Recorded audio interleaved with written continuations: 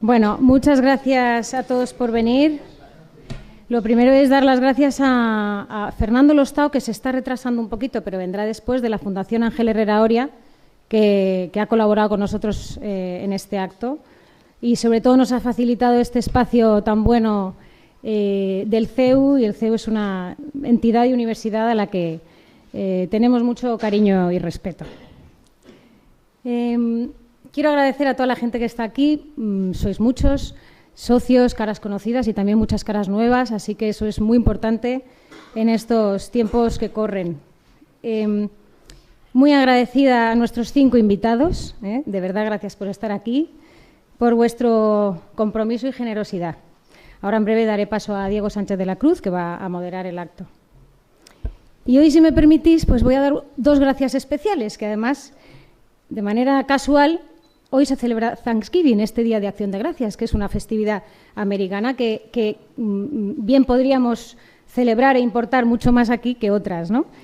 Y yo quiero dar las gracias a la persona, al fundador del Centro Diego de Covarrubias, hace ya 14 años, que es el actual presidente y que es Vicente Boceta Álvarez, que está aquí sentado en primera fila. Y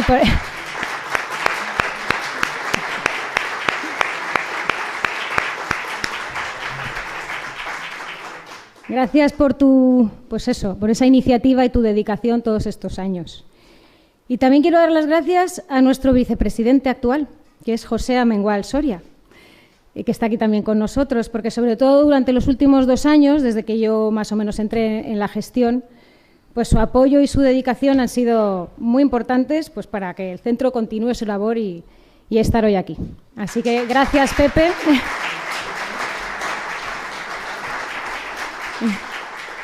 Bueno, el Centro Covarrubias lleva varios años haciendo esto del Día Mundial de la Libertad, que nació con la caída del muro de Berlín hace 34 años, que ya pues 34 años después, pues en fin, a ver cómo estamos, ¿no? Ahora veremos la actualidad. Lo hemos celebrado con diferentes formatos. Hemos hecho a veces entrega de nuestro premio anual, otras hemos presentado cuadernos o libros o coloquios. Y hoy pues hemos querido hacer este formato de coloquio, y aunque parezca eso, que estamos como para pocas celebraciones o se levanten nuevos muros, creo que es importante que estemos aquí y que cuanto más seamos mejor, para por lo menos salir probablemente con más esperanza de este acto, ¿no? En el centro defendemos lo que llamamos el liberalismo cristiano. Es el liberalismo, la libertad y su total compatibilidad con el cristianismo.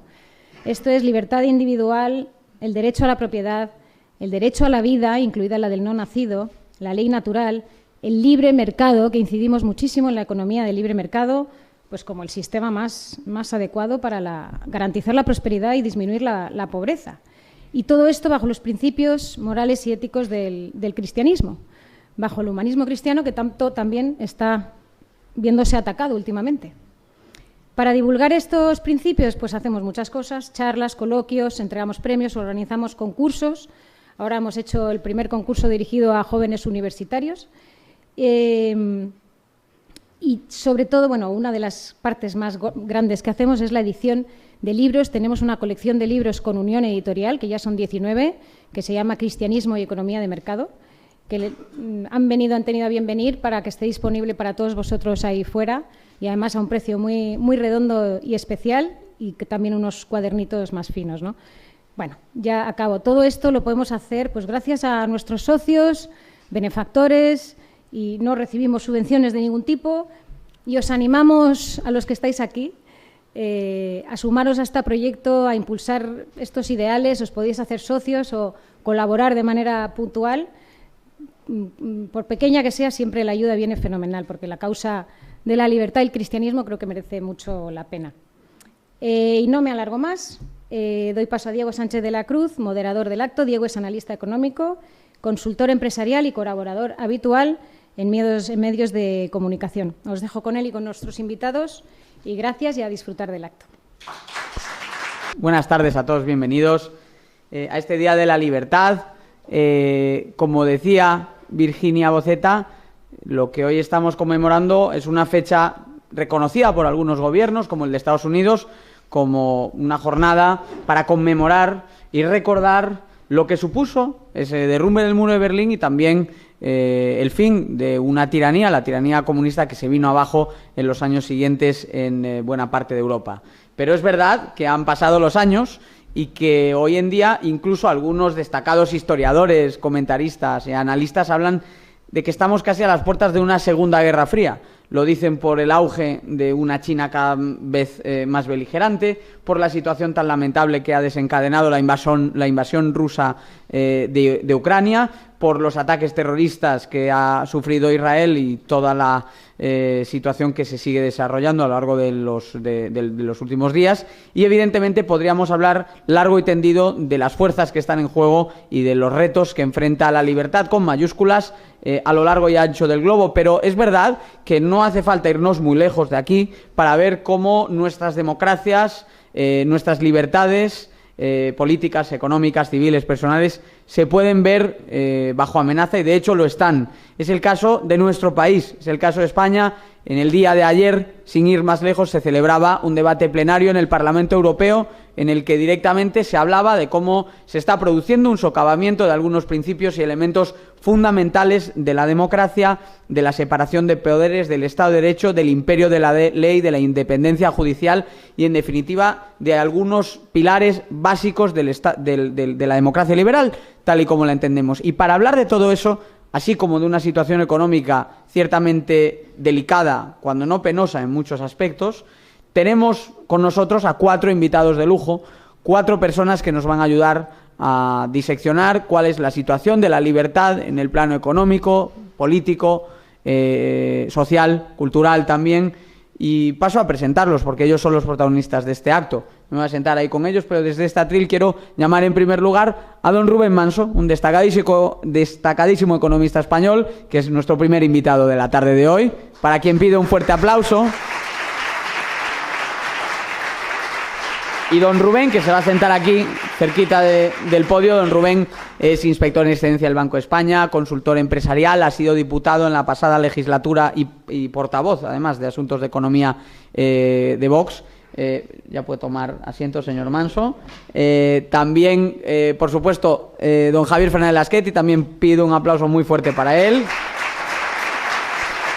Uno de los grandes artífices del modelo económico liberal de la Comunidad de Madrid, pero además consejero de Morinvest, la sociedad de inversión que lidera doña Alicia Koplovich, flamante nombramiento además de hace escasos días, y además pues alguien que a lo largo de una larga trayectoria de servicio público ha desempeñado también labores de gran relevancia, ¿no?, como jefe de gabinete tanto del Ministerio de Educación y Cultura como de la presidencia del Senado, bajo a las órdenes, en este caso, de Esperanza Aguirre, y también consejero de Sanidad en su día, aparte de su desempeño en ámbitos como empresas demoscópicas, universidades, etcétera.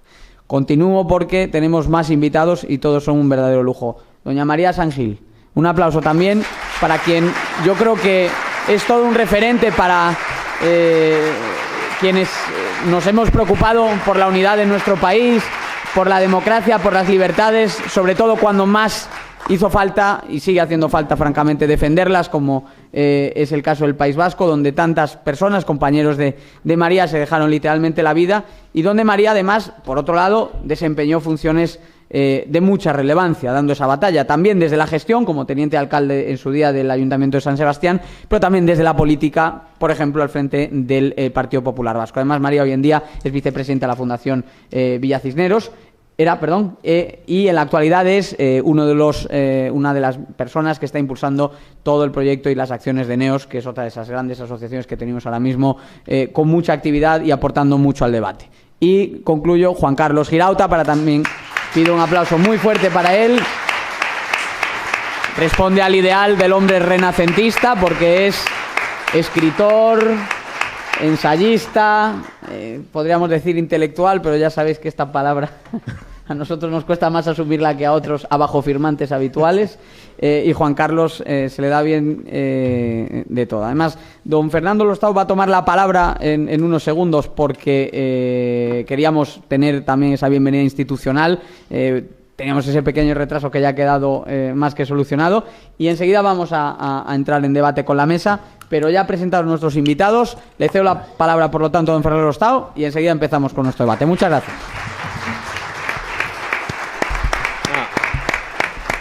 Muchísimas gracias, y muy brevemente, porque yo creo que ustedes están muy deseosos, ¿no?, de escuchar la mesa tan importante en un contexto que ustedes conocen también o mejor que yo.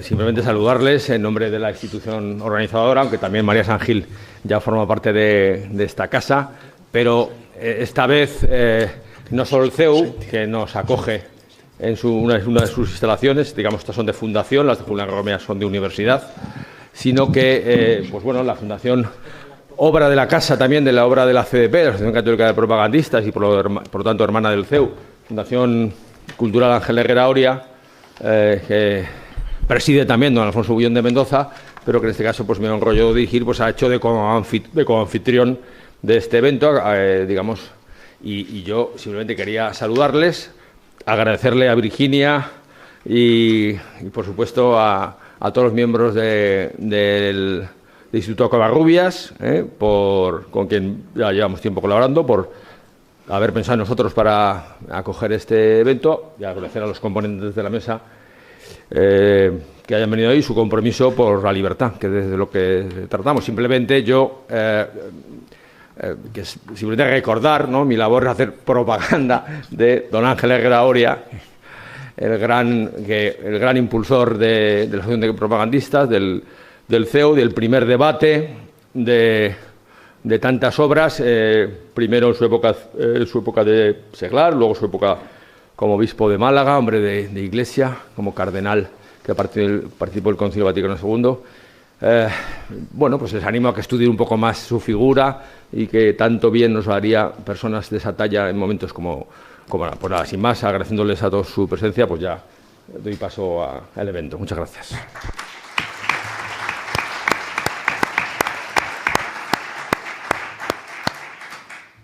Pues vamos allá con ello. En primer lugar, vamos a abrir un poco el debate, centrando un poco el diagnóstico y comentando la situación en la que nos encontramos. Y quiero empezar por Rubén. Has hecho un seguimiento exhaustivo de todos los indicadores de la economía española a lo largo de los últimos 4 años. Has protagonizado, déjame decírtelo, dejemos la amistad a un lado, algunas de las más brillantes intervenciones parlamentarias en todo lo que podamos conseguir referido al control de la acción de gobierno en el ámbito económico. Y dicho de manera más coloquial, le ha hecho un marcaje a la ministra Calviño a la altura de un defensa central del Real Madrid. O del Atlético, habrá algún colchonero aquí también. Entonces, Rubén, yo te pregunto, lo has seguido semana tras semana, has estado encima de todos los indicadores, y mucha gente que está aquí sabe que los precios han subido pues prácticamente un 18% desde que Pedro Sánchez asumió la presidencia del gobierno, sabe que tenemos uno de los déficits públicos más abultados de Europa, que nuestra deuda, que no era tan alta en términos comparados, aunque iba creciendo, ahora sí que está ya en posiciones de salida, y que los indicadores del mercado de trabajo, en cuanto los despojamos de maquillaje, no pintan nada bien. Rubén, ¿cuál es el estado de la libertad económica en España y de la economía española? Bueno, pues muchas gracias, Diego, por invitarme a esto, no por las palabras laudatorias, que siempre le producen a uno sonrojo. Y vamos al tema. ¿Cuál es el estado de la libertad económica en España? Ha sido la primera pregunta. El estado de la libertad económica en España es, no voy a decir lamentable, pero casi. Es decir, yo creo que la libertad económica en España se ha reducido mucho y de manera muy acelerada con el gobierno del señor Sánchez. Y la libertad, en general, y la libertad económica, que es un aspecto de la libertad, es la base del crecimiento y de la prosperidad. Y no es casualidad que España lleve desde 2007 con un crecimiento prácticamente nulo, según como lo analicemos. De hecho, en términos de capacidad de poder adquisitivo de los españoles, la renta per cápita incluso ha decrecido, ¿de acuerdo? y además ya llevábamos, antes de 2007, en los 27 años anteriores, un crecimiento que ya era deficiente, porque España, ahora se habla mucho de argentinización, pero me van a perdonar que presuma de que yo empecé a hablar de argentinización de España cuando llegaron los gobiernos de Cavallo. Y los gobiernos de Cavallo no eran precisamente los peores, pero ya se veía que todo lo que se hacía en España iba copiando el modelo peronista. ¿Y cuál es la situación de España? Bueno, pues la situación económica de España, como tengo muy poquito tiempo, lo sabemos. La ausencia de libertad y ha generado una falta gravísima de productividad y se ha intentado, lo vamos a decir así claramente, engañar a la población. Se ha intentado engañar a la población mediante un gasto público desaforado, que lo único que nos está generando es volver a incidir en el problema de productividad y de crecimiento, volver a incidir en el problema de productividad y de crecimiento, un incremento de la deuda, que lo de menos son los volúmenes, lo digo en serio, hay gente que a esto le sorprende, es el fuerte crecimiento que van a operar en los próximos años, ya empieza este año por primera vez, el servicio de la deuda, que prácticamente nos va a crecer en un 50% entre el año pasado y el 2027, y que va a obligar a este Gobierno, le guste o no, a realizar los recortes oportunos. Pero ya sabemos que este Gobierno habla siempre como si no gobernase, es decir, como si todo lo que ha pasado no fuera culpa de su actuación, sino que ellos acaban de llegar y se lo han encontrado y van a ser los que vienen a superarlo. Yo creo que es muy positivo lo que ha pasado estos días en Argentina, donde se ha impuesto un discurso de la libertad, y me gustaría que en España empezásemos a plantearnos las grandes preguntas y grandes temas que habla el señor Milei sobre la economía, y que abandonásemos algunos auténticos tabúes, ¿no? En España hay auténticos tabúes, y con esto concluyo. Pensemos que los gobiernos en España presumen de que cada vez el gasto público es mayor y que, sin embargo, vamos mejor. No puede, sobre todo el gasto asistencial, que no puede ser que, si cada vez vamos mejor, las necesidades de gasto asistencial cada vez sean más elevadas. Eso no puede ser. Algo está fallando. Y el discurso del señor Milei es el discurso contrario, es decir, no queremos población subsidiada, queremos población libre, población que sea capaz de ganarse el sustento. Y eso solamente se consigue con libertad. Bueno, pues muchas gracias.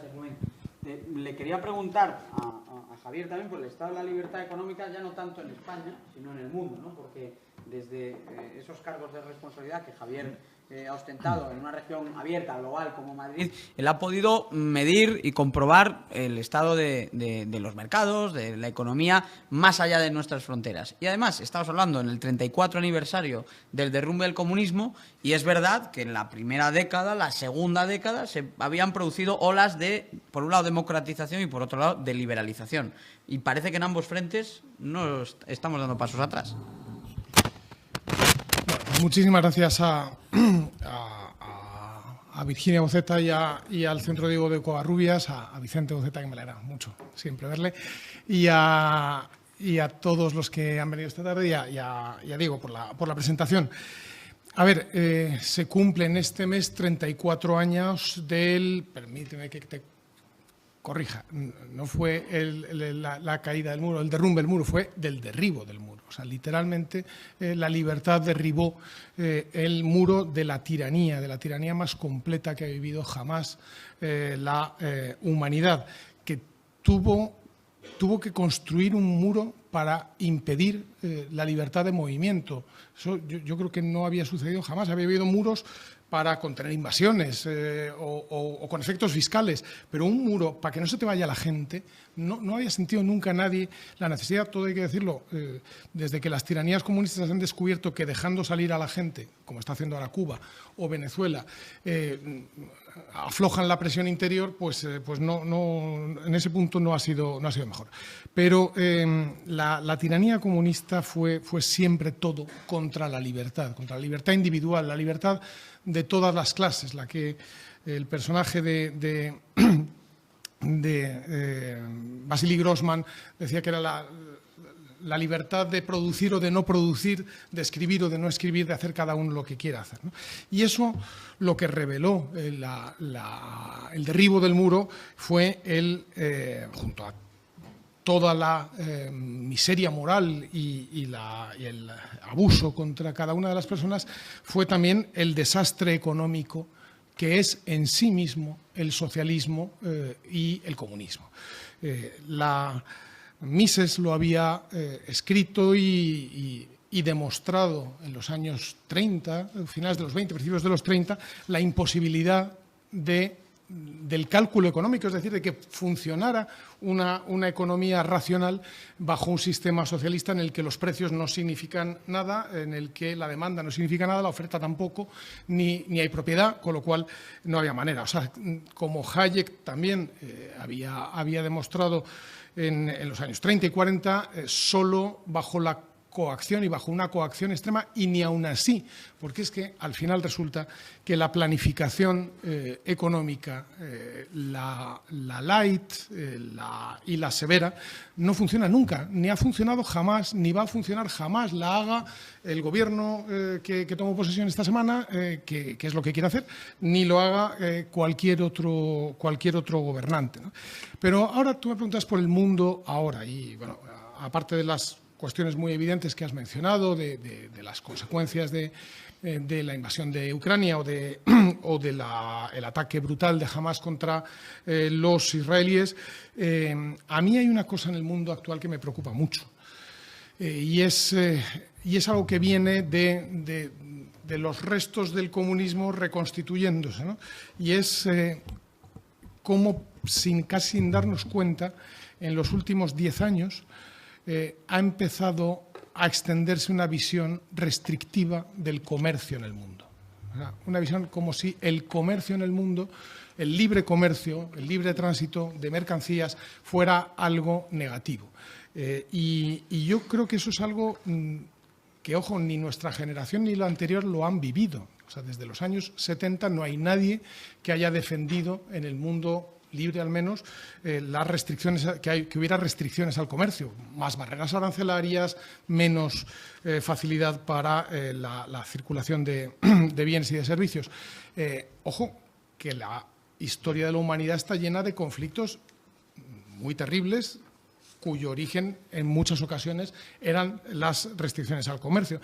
Pero es que yo además creo y a mí me influyó mucho un texto de Michael Novak, que leí hace un montón de años, que lo publicó Cato Institute, hablando de las virtudes morales del libre comercio. Es decir, el libre comercio genera, estimula y acrecienta virtudes que son esencialmente morales, ¿no? Y ahora, en estos días, me miraba una cosa de los doctores de la Escuela de Salamanca, entre ellos Diego de Covarrubias, lo tenían clarísimo en mediados del siglo XVI, cuando estaba empezando el comercio con Indias, y España era literalmente el centro del mundo, el centro del universo era España. Y había unos señores escribiendo en Salamanca, en Segovia, en Toledo, y estaban escribiendo y escribían cosas. Mira lo que escribía Bartolomé de Albornoz. Bartolomé de Albornoz era el gran discípulo de Diego de Covarrubias, y escribe un libro llamado Arte de los Contratos en 1573, y dice: comprar y vender es el nervio de la vida humana que sostiene el universo. Por medio de la compra y de la venta, el mundo está unido, acercando tierras y naciones distantes, gentes de diferentes lenguas, leyes y maneras de vivir. Es decir, está haciendo una defensa moral muy argumentada, muy sólidamente fundamentada, de por qué es bueno que haya más comercio, más intercambio entre todos. Por eso yo, y con esto termino, cuando oigo a personas hablar de soberanía industrial o de soberanía energética, yo pienso, eso no solamente es un error económico, eso es un error moral, y es un error moral, yo creo que es serio. Gracias. Yo voy contigo. Sí, tenemos la gobernabilidad del país, dependiendo, como sabemos, de un prófugo de la justicia, pero también de un socio ya natural del gobierno, que no deja de ser el brazo político de la banda terrorista ETA. Eso ya lo hemos normalizado, ¿no? Ya nuestra preocupación estaba en si pueden convivir o no el PNV con ese partido, si puede convivir o no Junts con Esquerra por sus futuras elecciones autonómicas. Hemos normalizado que en un país donde, por cierto, el único país de Europa donde el comunismo está en el gobierno, que es España, primer gol que nos han metido, ¿no? Y con el que hemos tragado. El segundo es que ya se ha naturalizado por completo la foto con Bildu. De hecho, la primera foto con Bildu la hacía un enviado de Sánchez. La última ya se las hacen abiertamente. Parece que se ha perdido ya cualquier tabú al respecto. Y esto es preocupante, María. Hola. A mí me han dado esto y no. Sí. Ahí está. Bueno, muy buenas tardes a todos y muchísimas gracias por su presencia. Quiero agradecer, por supuesto, al Instituto Covarrubias la invitación, a José, a Virginia, gracias a Diego, y me hace mucha ilusión compartir mesa con estas tres personalidades. Vamos a ver, yo primero creo que hemos blanqueado el comunismo, o sea, ahora hablaremos de Bildu, pero es que es verdad que estamos conmemorando el derribo del muro de Berlín y yo recordaba esta tarde, bueno, pues mirando un poco la hemeroteca, cómo había una revista en su época, algunos tienen mi edad, que repartían trocitos del muro de Berlín. No sé si se acuerdan, que creo que la revista Tribuna repartía trocitos del muro de Berlín. Y yo creo que, bueno, toda aquella persona que tenía el trocito del muro pensaba que se llevaba un trozo de libertad, porque que cayera el muro de Berlín, y ahora me recordaba Javier Lasqueti que al día siguiente se murió la pasionaria, con lo cual fueron dos buenas noticias. Eso lo ha dicho él, ¿eh? Yo he aseverado también, pero se ha acordado él antes que yo. Bueno, pues pensamos que era un momento histórico, es decir, aquel año 89, yo estuve 7 meses viviendo en Alemania en aquella época y no había en el ambiente para nada sensación de que ese muro de la vergüenza iba a caer, iba a ser derribado. Y sin embargo, bueno, pues llega el 9 de noviembre y el muro cae y yo creo que para muchos es la sensación de que es un momento histórico, que el comunismo ha sido derrotado. Sin embargo, ahora, 30 y tantos años después, vemos, como decía muy bien Diego, que en el Gobierno de España tenemos personas que se declaran y se enorgullecen de ser comunistas, que el comunismo sigue siendo, bueno, pues una ideología política absolutamente respetada y blanqueada, que no ha tenido su juicio de Nuremberg, porque es verdad que el comunismo ha generado más de 120 millones de asesinatos y, sin embargo, bueno, la gente no se avergüenza de decir que es comunista. Y esto tiene mucho que ver con lo que Diego me preguntaba. A Bildu también le hemos blanqueado. Es decir, vivimos en una sociedad en la que yo creo que hemos perdido un poco la pirámide moral. Hemos invertido nuestros valores, hemos invertido nuestros principios y normalizamos lo anormal. Si hace 20 años a cualquiera de nosotros nos dicen que Bildu va a ser un socio prioritario del Gobierno de la Nación, que Arnaldo Otegi, que ya estaba hace 20 años también, se le considera un hombre de paz, que le iban a parar por las calles de Barcelona, por ejemplo, para hacerle fotos, que es Arnaldo Otegi quien marca con Bildu la política de este país, porque ya en el año 2004, cuando llega Zapatero, ahí hay un doble pacto, es decir, ETA deja de matar y Zapatero cambia la sociedad de tal manera que Bildu, que entonces era Batasuna, pero que es lo mismo que es ETA al final, porque ETA no son solo los comandos, ETA además de los comandos es el partido político, los medios de comunicación, las empresas, bueno, hasta los clubes deportivos. ETA es una carcoma que se ha metido por todos lados. Bueno, pues en ese año 2004 Zapatero tiene muy claro que va a normalizar, va a blanquear lo que es Bildu, ETA, Batasuna, que les va a integrar en lo que es la vida política, social y cultural, y que quienes van a molestar al cabo de los años van a ser las víctimas y no los verdugos. Entonces, como sabemos cómo son los que están enfrente, yo creo que la pregunta es ¿qué vamos a hacer nosotros? Y como ya llevo mucho rato hablando, le voy a pasar la palabra para que lo responda. No, Juan Carlos, déjame preguntarte por la cuestión de la libertad de expresión, que sé que es algo que obviamente a ti te preocupa especialmente. En vuestro proyecto, por cierto, Pie en Pared, que se me ha olvidado antes citarlo, de la mano de Marcos de Quinto, de Cristina Casabón, de gente muy válida, ¿no? Estáis poniendo y levantando esa bandera, que ante todo es una bandera de guerra cultural, como se le dice hoy en día, pero en realidad es de libertad de expresión. ¿Hay libertad de expresión en España? ¿Podemos hablar de estos temas con franqueza? ¿O acaso estas posiciones que estamos compartiendo aquí, que son compartidas por millones de españoles, no están en la práctica arrinconadas en buena parte de los medios de comunicación que en teoría informan a esas masas? La libertad de expresión, bueno, primero, muchas gracias a todos por venir. La libertad de expresión está seriamente amenazada por la cancelación, que es una de las prácticas que distinguen a la nueva izquierda, la izquierda woke, la izquierda que carece de la cosmovisión que tenía la gente antes cuando era de izquierda, es una cosmovisión más o menos hija del marxismo. Digo más o menos porque en general no habían leído a Marx, pero bueno, los que lo habían leído pues tenían una cosmovisión marxista y los que hablaban de oídas pues la tenían de oídas. Pero era, digamos, era explícito que había que pasar por una dictadura del proletariado para llegar algún día al comunismo, donde simplemente el Estado no tenía sentido, ¿no? Bien. Hoy la izquierda carece de una cosmovisión y la ha sustituido por un montón de causitas fragmentarias. Si tuviéramos más tiempo, explicaría cómo estas causitas fragmentarias están articuladas entre sí y responden a la adaptación de una izquierda que justamente se hundió en la época que estamos recordando, aquella época feliz. Y fue cuando algún teórico con mucha visión, como es el caso del argentino Laclau, Ernesto Laclau, previó, digamos, cómo se debía adaptar la izquierda para recuperar la hegemonía cultural, que en definitiva es lo que la izquierda siempre ha sabido que hace falta para ostentar el poder y cuando lo pierde para volver a obtenerlo.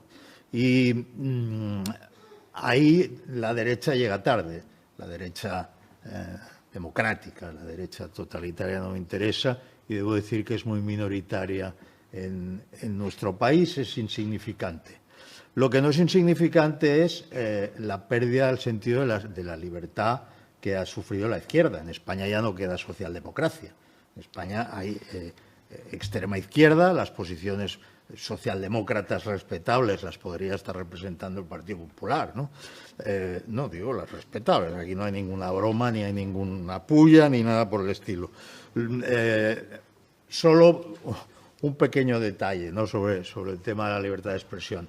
La libertad de expresión se conculca por parte de universidades cuando cancelan a ciertos autores, por parte de medios de comunicación cuando consideran que, bueno, que ciertos colaboradores quizá resulten incómodos, por parte del mundo de la cultura cuando los actores, los directores de cine, los productores, los dramaturgos, los pintores, los críticos de arte, tienen que disimular su condición, porque hay algo que desafía la estadística. No pueden ser todos de izquierdas. Son demasiada gente, la mitad tiene que ser de derechas. Sin embargo, esto es algo, digamos, que el muestreo exige que salga así, porque es mucha gente y, por tanto, es un muestreo significativo. Es obvio que todos hacen ver que son de izquierdas. Lo cual, digamos, hace 20 o 25 años habría preocupado menos. Ahora, dado que estamos ante una izquierda liberticida, preocupa más. Y quiero acabar diciendo que hace nada menos que 501 años que nació Diego de Covarrubias en la ciudad que ahora es mi ciudad. Yo salí huyendo de la locura del manicomio barcelonés en el momento aquel en que la gente paraba por la calle a Otegi para hacerse selfies con él como si fuera una estrella del rock. Cataluña se había desquiciado, se había vuelto loca, media Cataluña, pero era la media que tenía la plena hegemonía de los medios y de la cultura y de la universidad.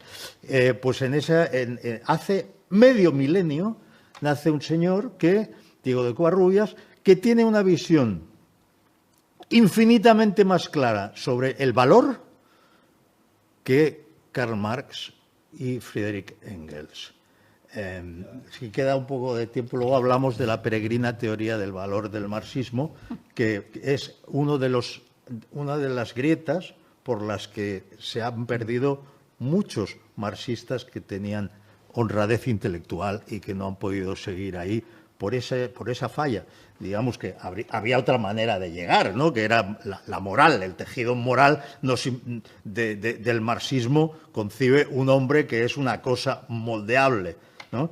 Es ingeniería social, es la deshumanización, es el sacrifiquemos a nuestra generación porque ya vendrá alguna que será libre, es todas esas barbaridades. Pero bueno, algunos han salido solo por la vía intelectual, bien está, han salido, y precisamente en la teoría del valor es donde estaba la principal brecha. Gracias, Juan Carlos, también por esa mención, y el próximo año entiendo que, y este año, ¿no?, ha habido ya distintas conmemoraciones importantes de Diego de Covarrubias, ¿no? Van cumpliendo años nuestros escolásticos, ¿no?, porque se van a cumplir también ahora, creo que 400 años de no sé si el fallecimiento de Juan de Mariana. O sea, que estamos más o menos cumpliendo siglos, literalmente, de esos teóricos que eran mucho más modernos y que tenían ideas mucho más acertadas que las que escuchamos hoy en día.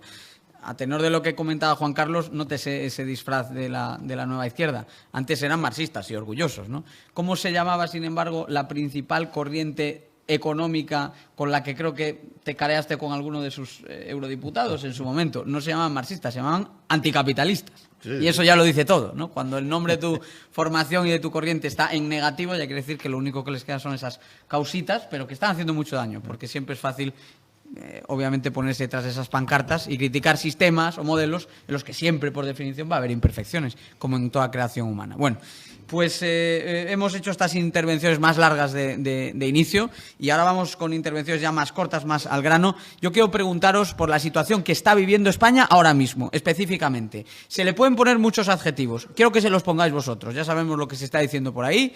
Se puede hablar de dictadura, se puede hablar de que no hay simplemente un cierto problema con la ley de amnistía. Es decir, poner la letra todo lo gruesa o todo lo fina que queráis, pero encuadradme, por favor, los 4 ponentes que estáis aquí hoy.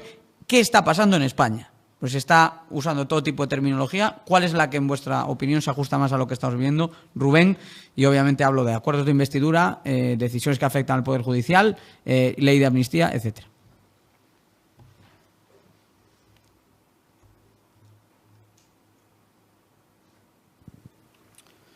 Yo creo que estamos al borde del caos. No, lo digo en serio, ¿eh? O sea, que ya sé que la palabra caos pues suena muy fuerte, pero yo creo que estamos al borde del caos. Es decir, es de vértigo ir viendo todos los movimientos que se toman en el aparato de poder. Tenemos, yo qué sé, podemos hablar de los últimos ejemplos, pues lo que ha pasado con Dolores Delgado, por ejemplo. Es un tema menor, comparado con lo de la amnistía o con lo que ha pasado la semana pasada en el Congreso cuando se ha investido al presidente Sánchez, ¿no? Con el nombramiento del letrado mayor del Congreso. Es decir, son todo muy pequeñas acciones al borde del precipicio, ¿de acuerdo? Y cuando estás al borde del precipicio, yo creo que las posibilidades de que en algún momento nos caigamos por él, pues son muy elevadas. Alguien ha contado antes, creo que ha sido María, que 7 meses antes nadie esperaba que cayera el muro, y yo no sé si mañana o dentro de 7 meses no podemos esperar algún tipo de acontecimiento grave a la vista del caos en que está prácticamente España.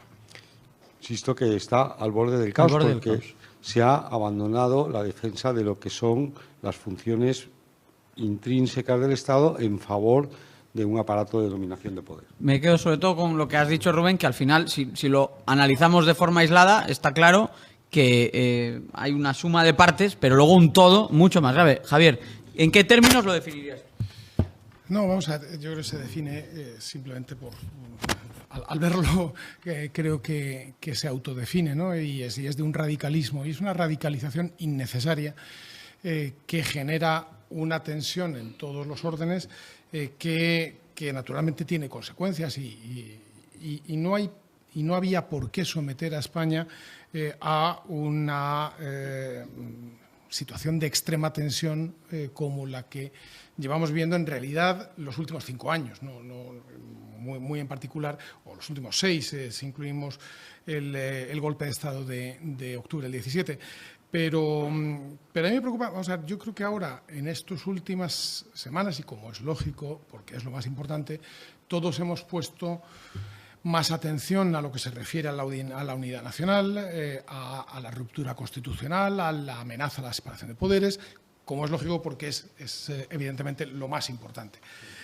Pero yo creo que en los próximos meses lo primero que vamos a ver es un festival de medidas de radicalismo socioeconómico muy importante, que están en realidad bastante contadas en el pacto firmado entre el Partido Socialista y Sumar, que además muchas de ellas también aparecen en los pactos o con Esquerra Republicana o con Junts, y en el que no nos cuentan, pero es el importante de verdad, que es el de Bildu, ¿no? Pero ahí lo vamos a ir viendo, y vamos a ir viendo cómo cosas. O sea, en este momento, una España cuyo tejido económico y empresarial está no solamente resistiendo bien, sino funcionando bien, entre otras cosas, porque las empresas no están endeudadas. Claro, si ahora hay una burbuja, no solamente en España, por cierto, una burbuja es una burbuja de deuda pública.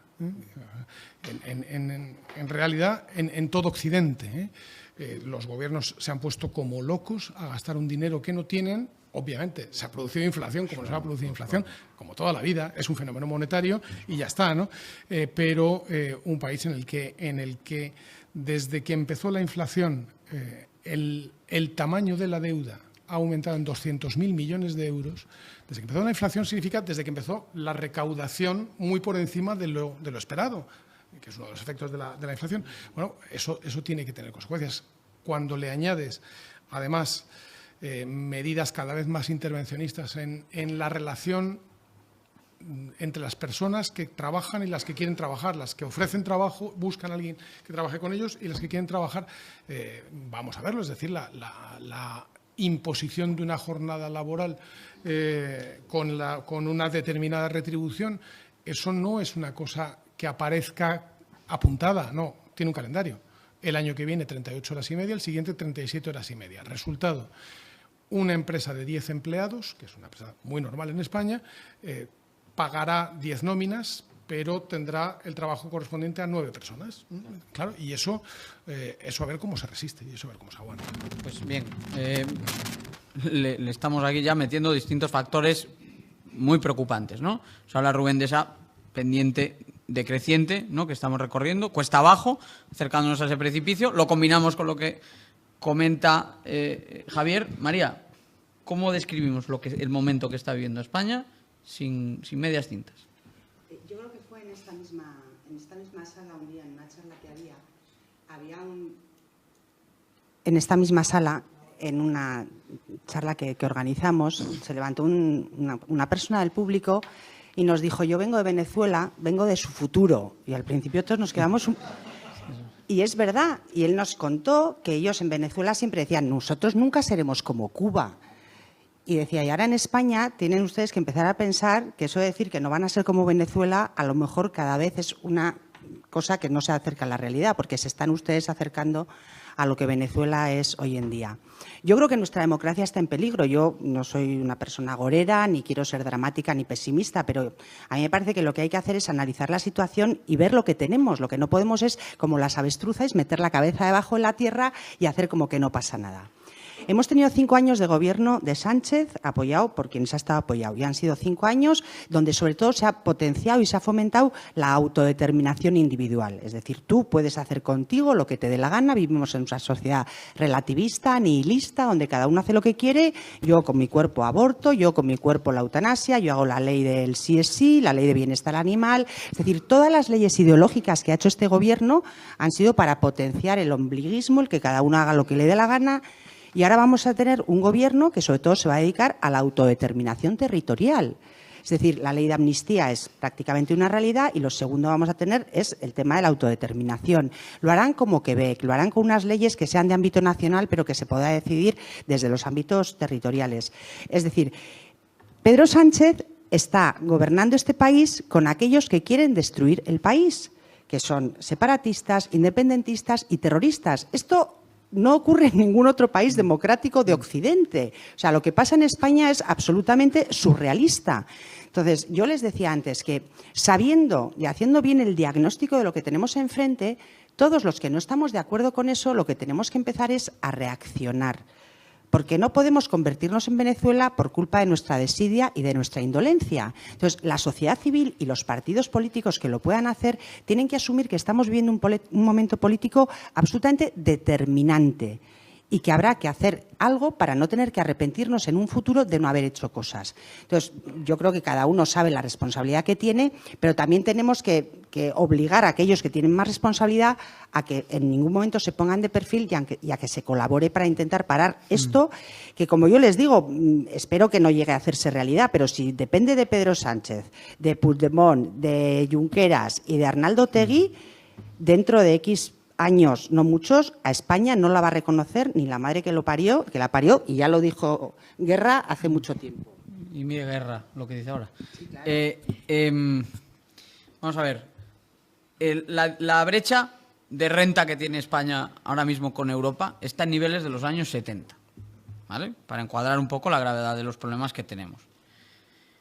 Y entonces, mi reflexión sería, un país que tiene un enemigo exterior, que sufre la amenaza de una guerra, que ve su existencia amenazada a diario, obviamente estaría bloqueado, no crecería, tendría que ocuparse continuamente de resolver esos problemas. España no tiene un enemigo exterior, España tiene el enemigo dentro de España. ¿Pero por qué no crece España? Porque con ese enemigo que tiene dentro de España, que quiere romper España, le está dando pábulo, le está dando poder, le está dando autoridad y le está metiendo en todos esos acuerdos de gobierno, que es lo que decía María. Entonces no nos sorprenda, por ejemplo, que luego las cosas del comer estén como estaban hace 40 años, porque estamos dando pasos atrás en todos esos frentes, no se hace ni una reforma, no cambia nada para bien y obviamente todo el aparato de gobierno está dedicado a perpetrarse ahí, contentando precisamente a los enemigos del país, que en este caso, insisto, son internos.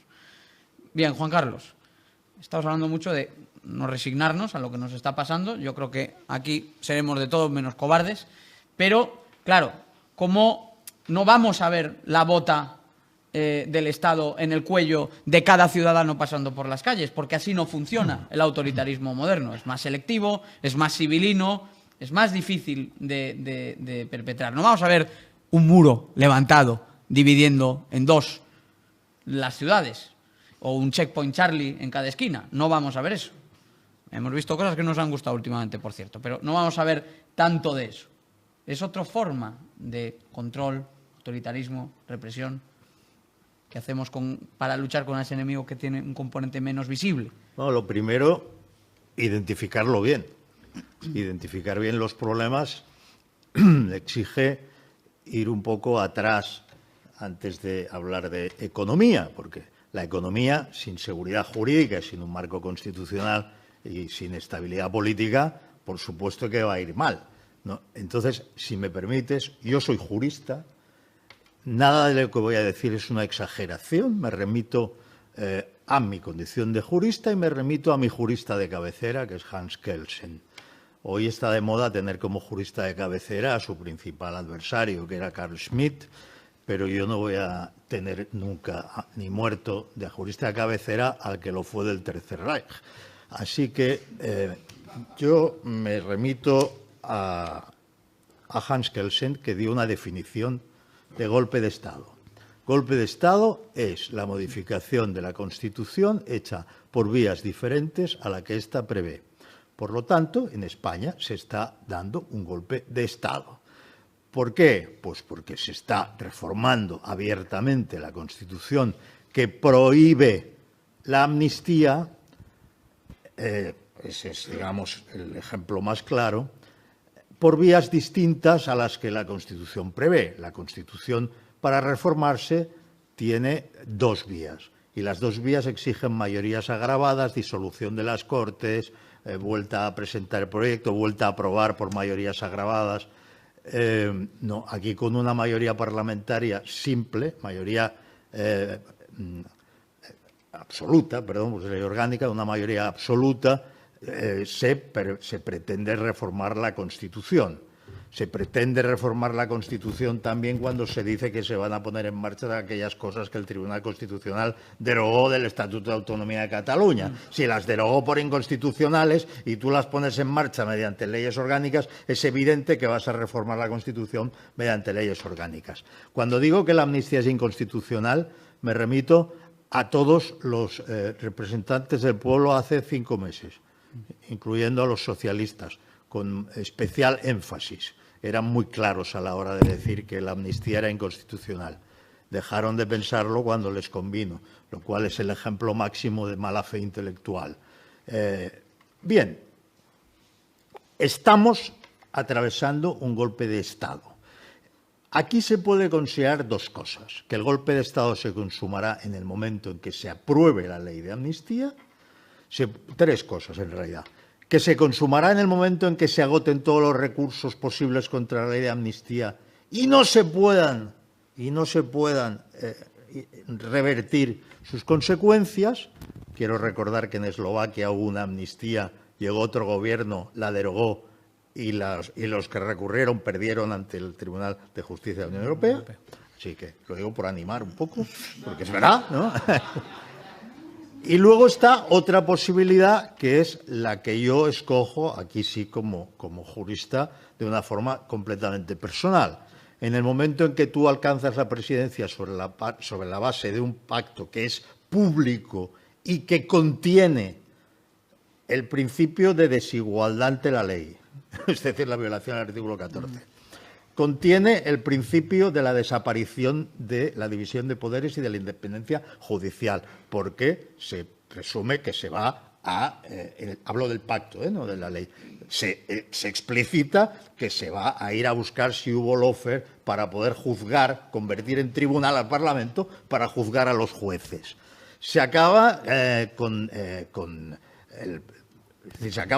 el principio de jerarquía normativa. Podríamos pensar unos cuantos más, pero cuando la investidura de X está basada en un pacto que está lleno de planteamientos inconstitucionales, amén de inmorales, ¿no? Entonces yo digo, el golpe de Estado ya se ha consumado. Para mí ya se ha consumado, aunque entiendo a aquellos que digan, no, se acabará de consumar cuando pase tal cosa. Lo entiendo y lo admito. Pero se llama golpe de Estado. O sea, no nos desviemos, se llama golpe de Estado. Consumado o en proceso. O en proceso. Pero el golpe de Estado es lo que va a provocar, si se consuma del todo, si extiende sus consecuencias, lo que va a provocar, entre otras cosas, una inseguridad jurídica que ya han empezado a notar los que están retirando capitales de España, que ya han empezado. Y precisamente por eso le voy a preguntar a Rubén, ¿no? Porque suenan los teléfonos, ¿no? En los despachos de consultoría en Madrid. Hay llamadas, se piden informes. El capital no es que haya salido ya, es que directamente ya no está entrando. En el último trimestre la caída de la inversión ha sido de un 75%. No me extrañaría que muchos de ustedes no hayan escuchado el dato. No porque no les tome a todos ustedes, obviamente, por gente sobradamente informada, que lo son, sino porque apenas se ha hablado de esto en España. Hemos llegado a unas elecciones generales con una caída de la inversión, por ejemplo, estadounidense del 90% y aquí nadie ha dicho nada. Entonces, Rubén, tú sabes bien lo que está pasando, sabes lo que está pasando, incluso se están incumpliendo sentencias internacionales que obligan a España a indemnizar a las empresas afectadas en su día por el lío de las renovables y se les está impagando. Sale Capitales Puertas desde comienzos de año y ahora se encargan informes directamente sobre seguridad jurídica.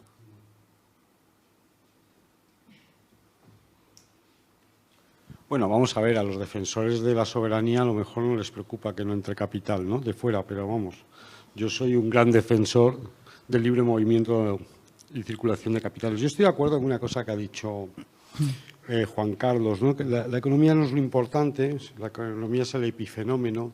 Detrás del epifenómeno está la seguridad jurídica, es decir, la ausencia de libertades, la falta de seguridad jurídica, con ejemplos tan palmarios como los que ha puesto Diego Sánchez de la Cruz, que es el incumplimiento de los laudos internacionales, que provienen a su vez de incumplimientos del Estado español de su propia normativa.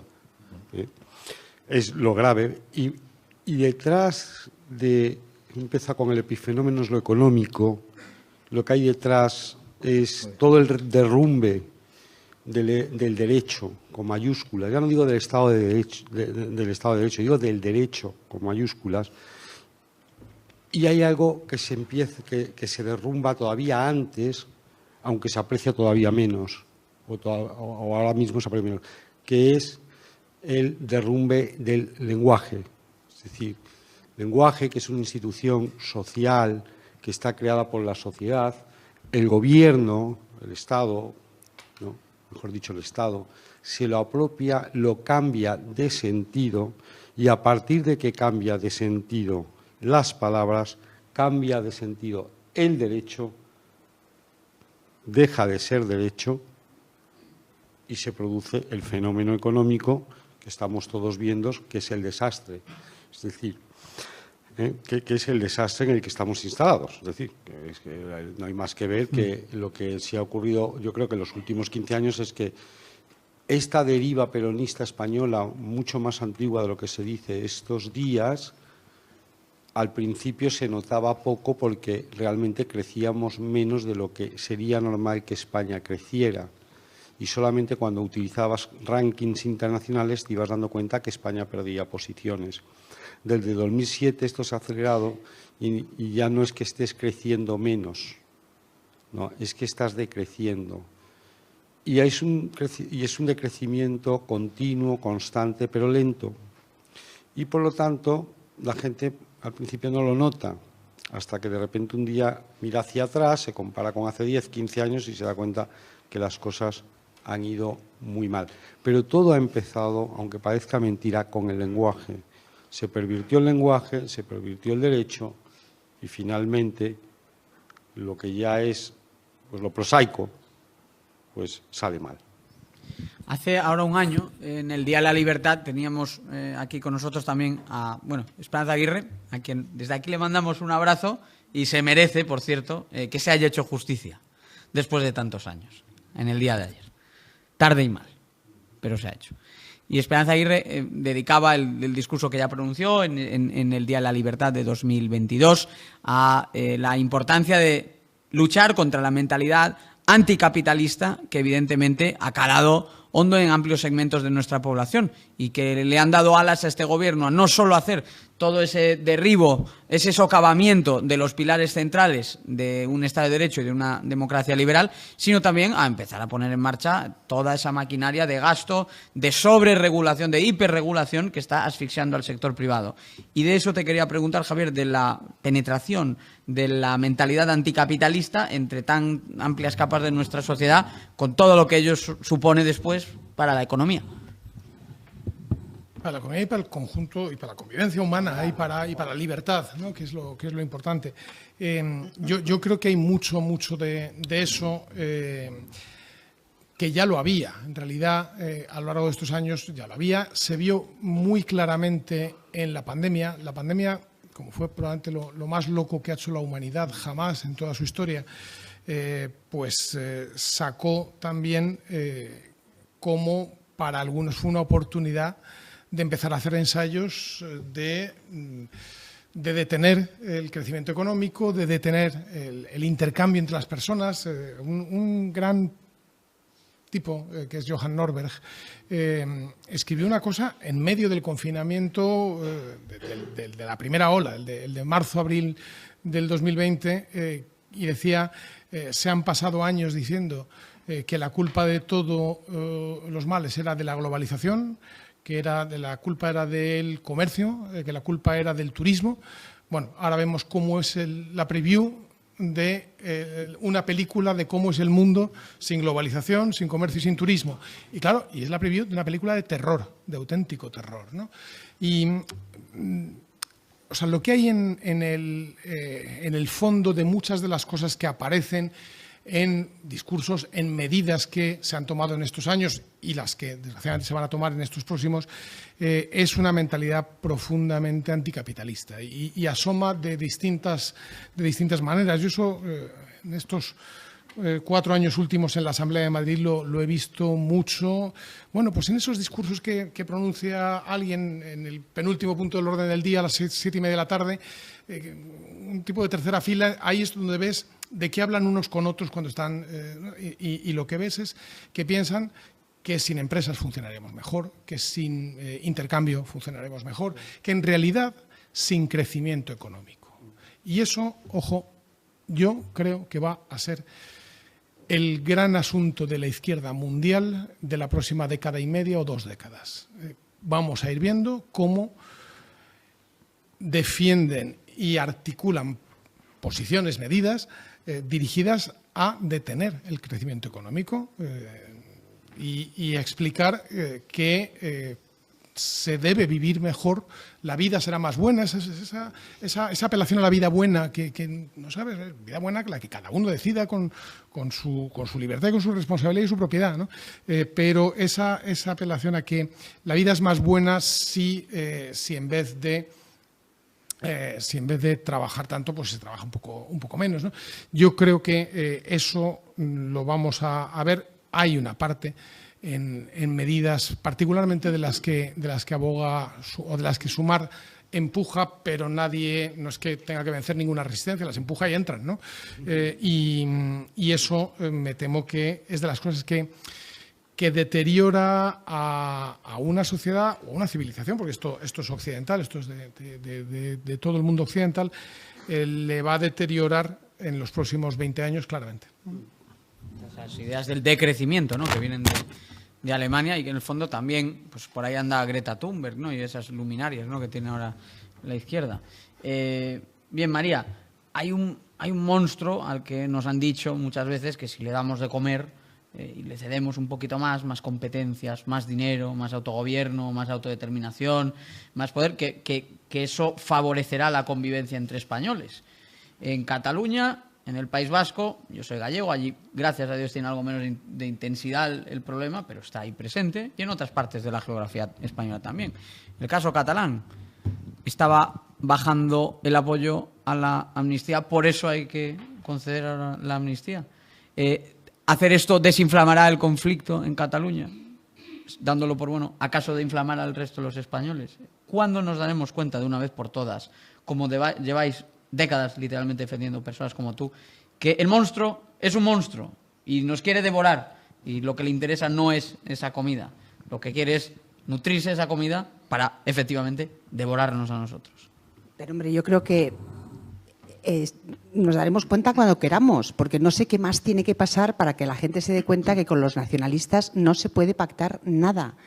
Es decir, llevamos años denunciando que por mucho que tú te intentes aplacar el nacionalismo, que tú creas que haciendo concesiones desde la Constitución y los estatutos, porque esto no es de ayer, creyendo que eso va a ayudar a la convivencia, a la armonía y a la igualdad entre españoles, no es así.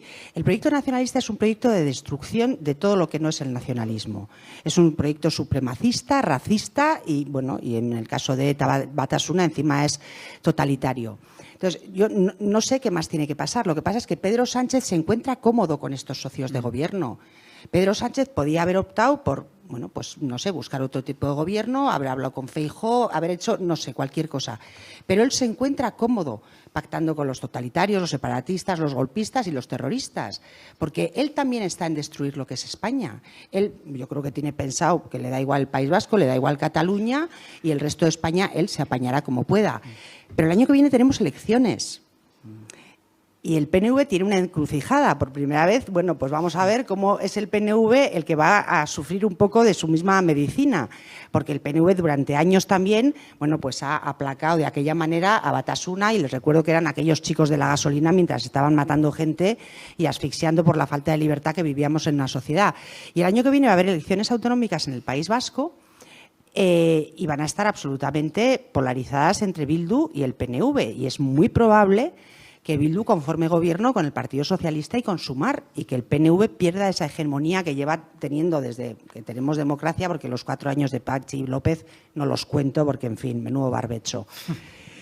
Claro, el PNV, como les digo, va a tomar su misma medicina, pero quiero ver también qué hace el Partido Popular en relación con el apoyo que se pueda dar al PNV. El PNV es un partido traidor y les recuerdo lo que pasó con la moción de censura. El PNV había aprobado los presupuestos, creo que fue el 1 de junio, presupuestos de Mariano Rajoy, y a los 12 días apoyó la moción de censura de Pedro Sánchez. Entonces, y a pesar de todo, yo veo en el Partido Popular ínfulas de intentar llegar a acuerdos y a pactos con el Partido Nacionalista Vasco porque es un nacionalismo moderado. No existe el nacionalismo moderado. El nacionalismo es nacionalismo y solo piensa en su bienestar. Y ellos van negociando año a año, mojón a mojón, y nunca se acuerdan de todo lo que ya tienen, sino que solo piensan en lo que quieren conseguir. Lo último, las prisiones. Es decir, en este momento tenemos también la competencia de prisiones para que todos los terroristas de ETA tengan grados penitenciarios con beneficios que no se merecen. Entonces, yo creo que la sociedad española es suficientemente lúcida y sabe de su historia como para que llegue un momento en que pongamos pie en pared, y nunca mejor dicho, ante todo el abuso nacionalista que tenemos en este país. Es decir, no es normal que haya nacionalistas en Galicia, en Cataluña, en Navarra, en Baleares, en Valencia. Bueno, vamos a terminar viendo la anexión de Navarra con el País Vasco. ¿Por qué? Porque en su momento se pensó que añadiendo en la Constitución la disposición transitoria cuarta, es la cuarta creo, ¿no? Bueno, pues los nacionalistas iban a ver la buena voluntad del gobierno naciente de la democracia y que eso les iba a dejar contentos y que nunca la iban a aplicar. Bueno, pues en cuanto puedan la van a aplicar y de hecho ya tenemos un gobierno en Navarra que tiene toda la pinta, más el que venga ya me callo. No, pero haces muy bien recordando eso. Además, has hablado, por ejemplo, de las competencias de prisiones. Yo me acuerdo cuando era noticia que se trasladaba a un etarra y eso generaba mucha indignación. ¿Y cómo es posible? No, ya se han trasladado decenas y decenas de etarras y el asunto, francamente, ha muerto. También eso nos remonta al tema de la información y de la libre expresión que habla con Juan Carlos. A Juan Carlos le quiero preguntar por una necesidad, paradójicamente, que creo que empezamos a tener, que es la de internacionalizar el procés, ¿no? O el antiprocés o nuestro proceso de defensa de la unidad de España. Porque, francamente, es que hablas con un inglés, un francés, un alemán y un italiano y prácticamente ninguno se ha enterado de lo que está pasando. Y en los últimos días, me imagino que a muchos de ustedes les han empezado a llegar algunos mensajes de conocidos, de amigos, de países de nuestro entorno, oye, ¿qué está pasando en España? Pero se lo tendrás que acabar contando tú. Entonces, te pregunto por un lado por la importancia de sacar este asunto al extranjero, porque eso nos puede ayudar al menos a generar cierta presión, y por otro lado, por hasta qué punto no tenemos que recordar, en cualquier caso, que de esto salimos nosotros. No va a venir nadie a sacarnos de ello. ¿Nos pueden ayudar? Sí. A lo sumo.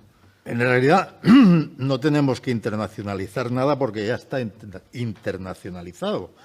Es decir, España ya es firmante de 2 tratados internacionales que tienen una fuerza superior a las leyes orgánicas, que le obliga a España a perseguir los delitos de terrorismo y de corrupción.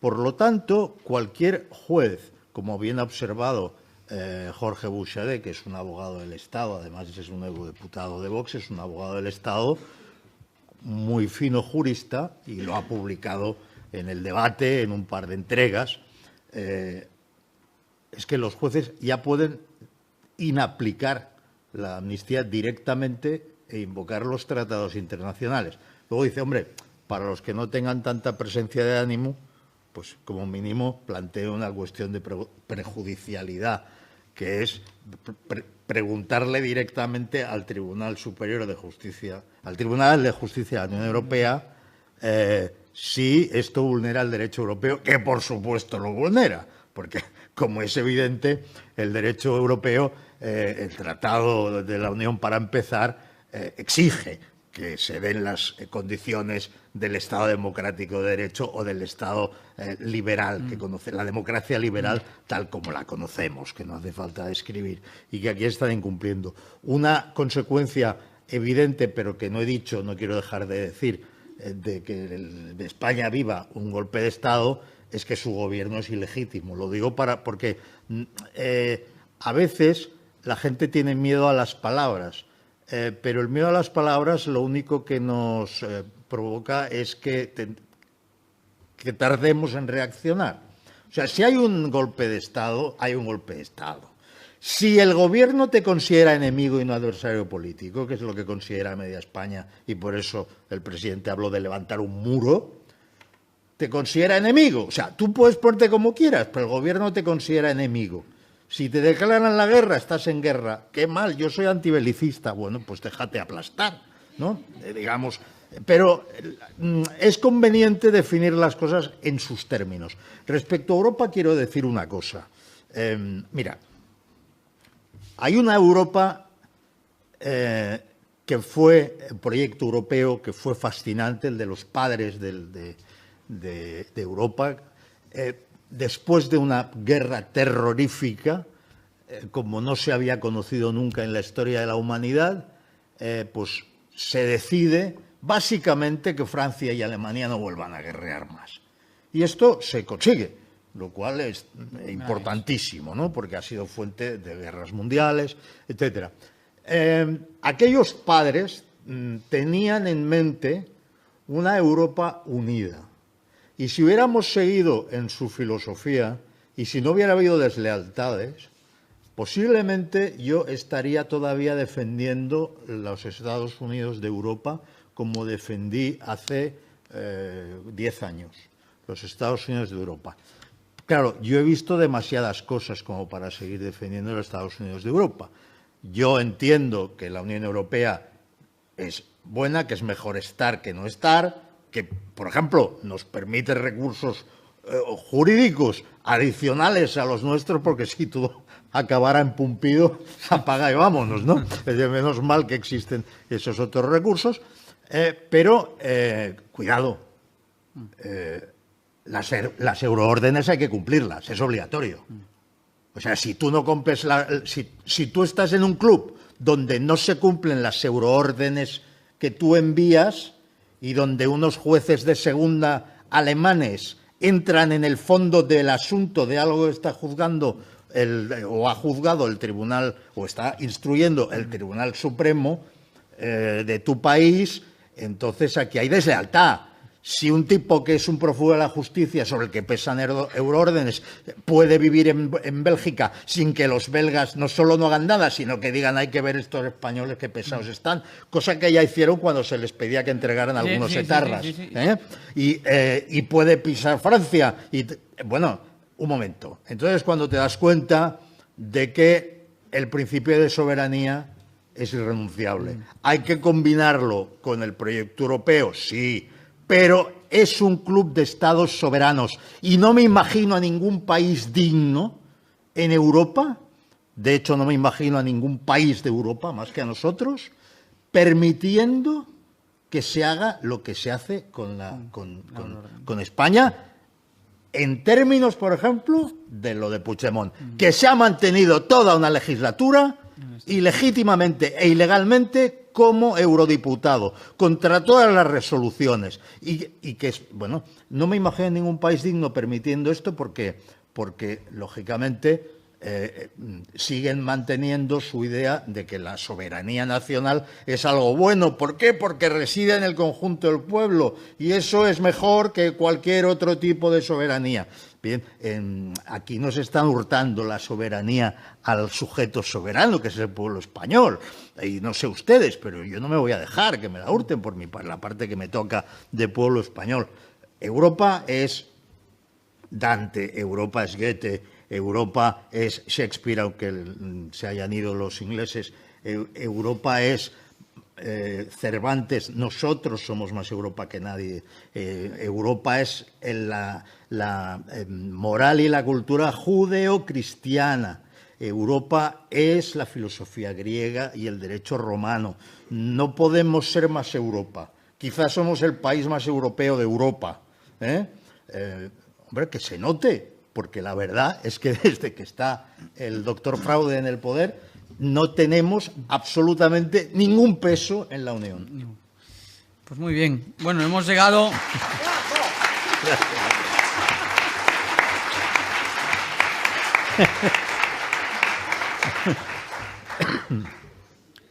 Ahora que además no nos escucha nadie, siempre recuerdo hablar con mi mujer, ¿no? Y decirle que dos personas que están aquí y que han estado recientemente ocupando distintas portavocías, eran dos de los mejores oradores que habían pisado el Congreso de los Diputados en la última década. Y no hago esto extensible a María Javier porque sus responsabilidades son anteriores en esa faceta, pero por algo teníamos aquí este equipo, ¿no?, de invitados para hoy, que yo creo que dan para un buen gobierno de concentración, y por desagraviar a mi apellido yo me ofrezco de presidente.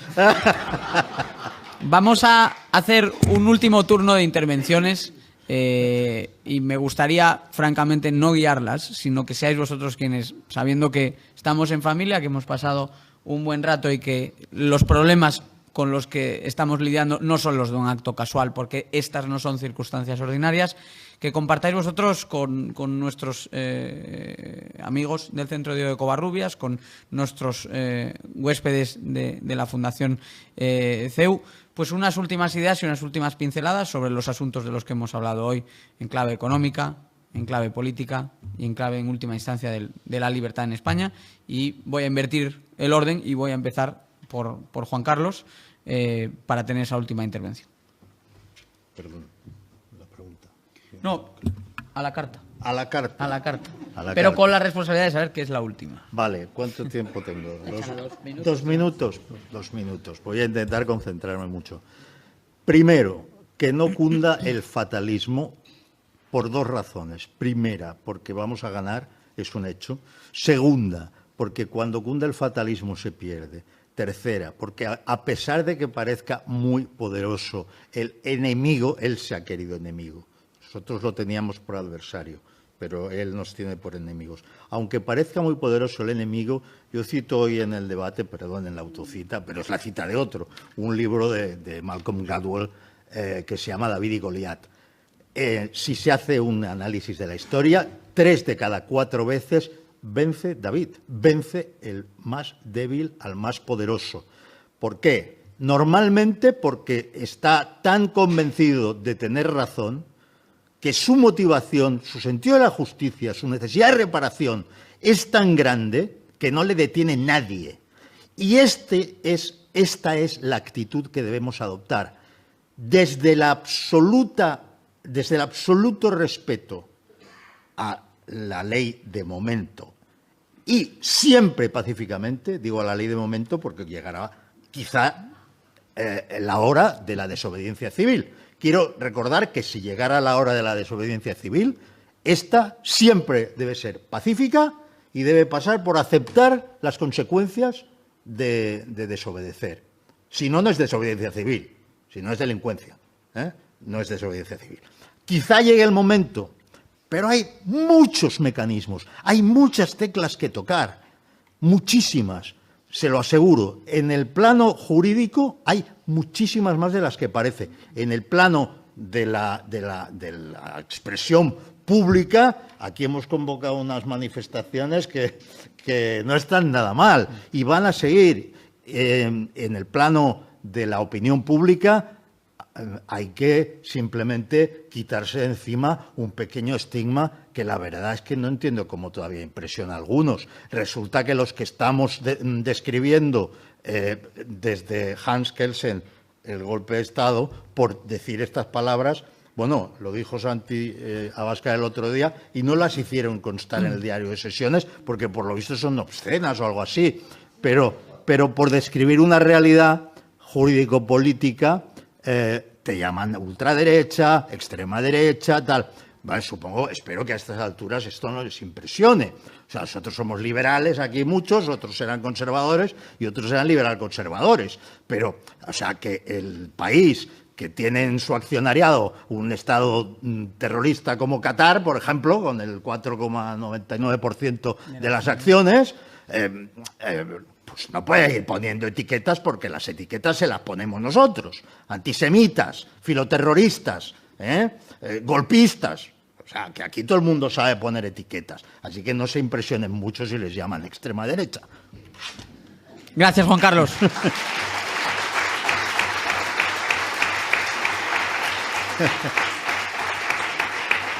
por todo tu trabajo, por tu incansable lucha en defensa de la libertad desde tantos frentes y tantos ámbitos. Ya te decía antes que en parte obedeces al hombre renacentista. Te confieso además que yo llegué a preguntar por esto, ni se les ocurra pedirlo porque no va a pasar.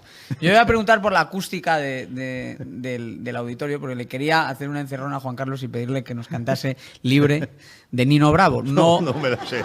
No sé si saben ustedes que esa canción está pensada por una historia del muro de Berlín. Me parecía bonito para terminar el acto, pero me han dicho que no hay buena acústica. O sea que hoy Juan Carlos no va a cantar. Pero ha estado de puerta grande. Gracias. Juan Carlos. María.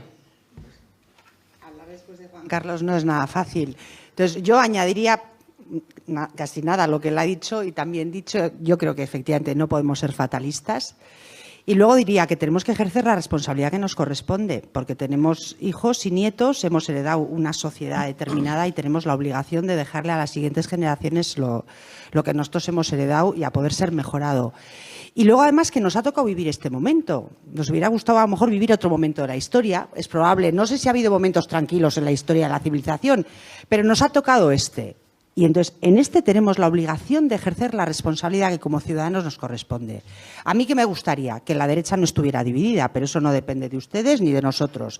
Pero bueno, lo podemos ir diciendo a ver si les va llegando los ecos de lo que decimos.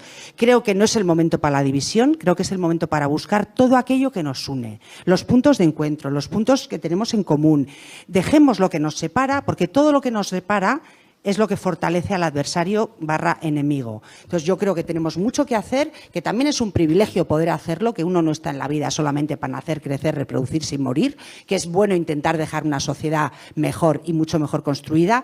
Y yo, como tengo mucha fe, creo que al final el bien siempre vence.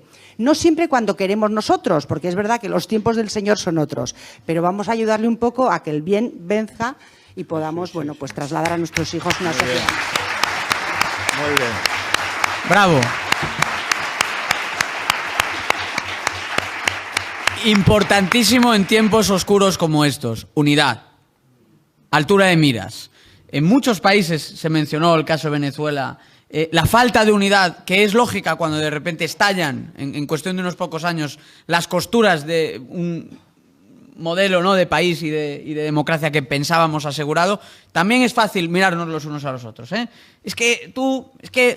Cuidado, no perdamos la vista, eso que yo creo que ahora es más importante que nunca. María, se te admira y se te quiere mucho en España. Muchas gracias por lo bien que has estado hoy. Javier, arquitecto, insisto, de algunas de las reformas económicas más inspiradoras que se han implementado en España, pero un hombre, además, con una mirada política del muy largo plazo, al lado del presidente Aznar, al frente de la Fundación FAES. Lo que tú digas a continuación yo creo que nos importa a todos y nos importa mucho porque, insisto, tiempos difíciles para el país. Pero que quede claro después de esto que acaba de decir Diego, que obviamente es amigo, que yo ni estoy ni voy a estar en política, o sea que no quede ninguna duda. Yo creo que lo que está sucediendo ahora nos debe servir para fortalecer aquello que da solidez a las ideas de los que creemos en la libertad, ¿no? Y fundamentalmente una, y es que el gobierno tiene que tener límites. Todos los gobiernos tienen que tener límites. Por eso los liberales defendemos un gobierno limitado. No es bueno que los gobiernos puedan hacer o se crean que pueden hacer cualquier cosa. Yo por eso soy liberal y de eso sí que no me apego. O sea, yo dejo de estar en política, pero no dejo de ser liberal, que en realidad es una expresión del deseo de no mandar más, sino de mandar menos, porque sea la gente quien conduzca sus propias vidas con arreglo a sus decisiones, que cooperen voluntariamente, que es lo que hace cada día todos los millones de personas que conforman las sociedades de todo el mundo y por tanto, proteger y reafirmarnos en esos principios que están por encima de todo de libertad, de responsabilidad individual, de propiedad, de imperio de la ley, de gobierno limitado, sabiendo además que eso llevado a la controversia política habitual. Eso, cuando se defiende, convence a mucha gente y le entusiasma, y lo hemos podido ver aquí en la Comunidad de Madrid y en la persona que lo ha capitaneado y que lo ha liderado con un éxito enorme y al mismo tiempo con una valentía enorme, que ha sido Isabel Díaz Ayuso.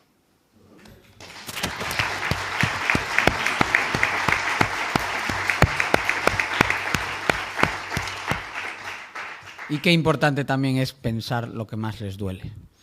Empezar, por ejemplo, quitando el impuesto sobre el patrimonio. Fue el gran acierto de Esperanza Aguirre. Y todo lo que ha venido después ha sido el subproducto de esa declaración de intenciones. Y lo que vemos hoy es lo que empezó hace ahora más de 20 años, plantándole cara a eso que nos decían que no se podía hacer. No se puede abrir la economía. Pues se abrió la economía de Madrid y los resultados están a la vista. Don Rubén Manso, le cedo la palabra. Bueno, pues muchas gracias, pero ya cuando te quedas para el último ya casi te lo han dicho todo, ¿no? Sobre todo cuando tienes gente tan brillante en el uso de la palabra antes. Pero yo sobre la que ha dicho Juan Carlos Girauta, admirador de Kelsen, frente a Buxadé, que es admirador de Smith, comparto con él el tema de la desobediencia civil. Sí, pero la primera desobediencia civil, aunque les parezca mentira, va a empezar por el lenguaje. Sí, les ha dicho, no se dejen achantar porque les llamen fascistas, porque les llamen ultraderechistas, porque les llamen lo que les quieran llamar. Lo que tienen es que no permitir el mal uso del lenguaje, insistir en cuál es el sentido correcto de las palabras, y agarrarnos al sentido correcto de las palabras para recuperar la lógica que Occidente está perdiendo. Comparto con María Sangil la llamada a la responsabilidad y a dejar a los que vienen detrás algo que más grande de lo que hemos recibido. Pero tengamos paciencia, como bien ha dicho ella. Los tiempos del Señor no son los nuestros. Diego nos ha hablado de unidad y altura de miras. Hombre, espero que haya unidad y altura de miras en la derecha, porque hasta ahora, no lo vamos a negar, no la hemos demostrado. No hemos demostrado ni unidad ni altura de miras en la derecha, o en lo que llamamos derecha, ya me entienden ustedes, todo lo que está al otro lado del bloque que nos gobierna. Un gobierno que adolece, o mejor dicho, no adolece, o sea, tiene las características típicas del gobierno totalitario, no aspira a un gobierno ilimitado, como bien nos recordaba mi admirado Javier Fernández Lasqueti.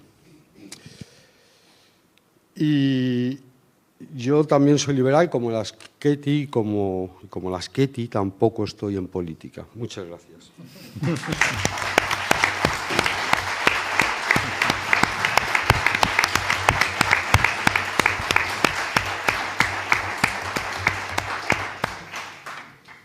...34 años hace ahora que se tumbó ese muro de la vergüenza, los debates han cambiado, las ilusiones que se hicieron muchas personas bien intencionadas, francamente bien intencionadas, sobre el final de la historia han quedado sobradamente refutadas.